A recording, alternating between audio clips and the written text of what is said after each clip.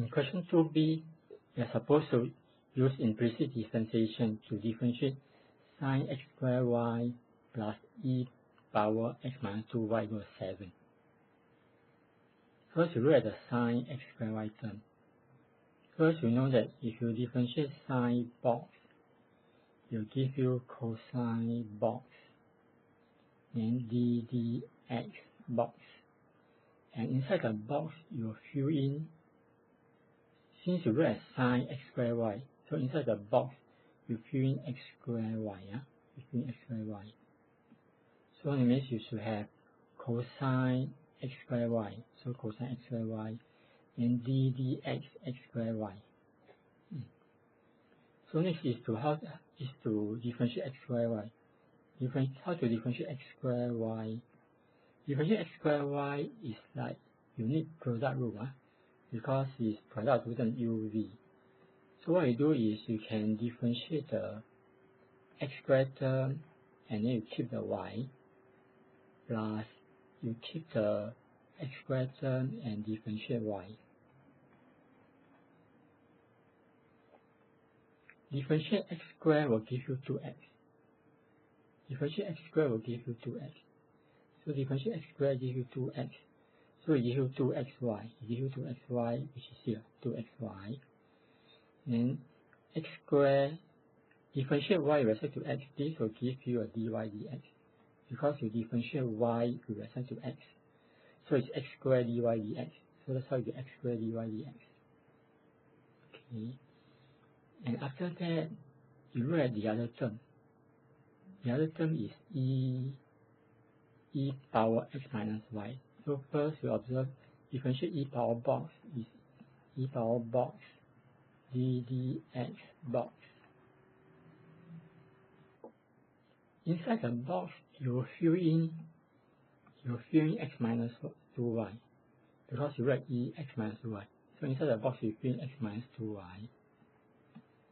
So the answer will be e power x minus 2y, e power x minus 2y, e power x minus 2y, then d dx x minus y, because you fill in x minus 2y here.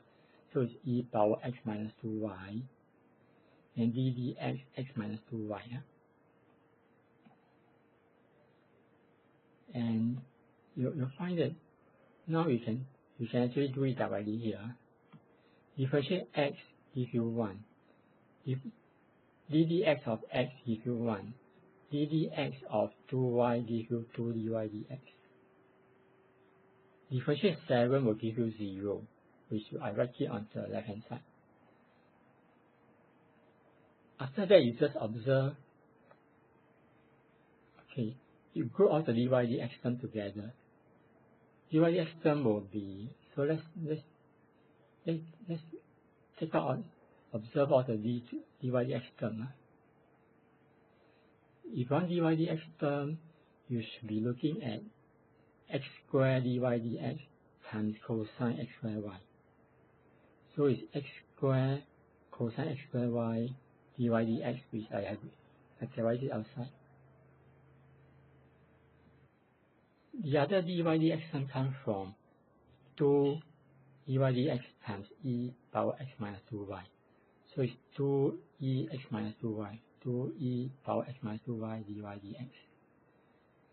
And the term without dy dx will be here, 2xy cosine square xy here, and e power x minus 2y times 1, which is here.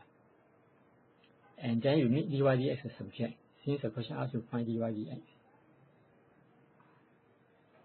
To make dy dx as subject, you need to move all these terms.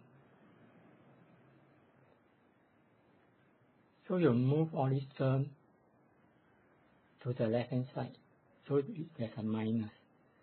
And that's how you get this minus. So after you move all these terms to the left hand side, you must divide by this factor. That's why this factor appear in the denominator. So this factor will appear in the denominator.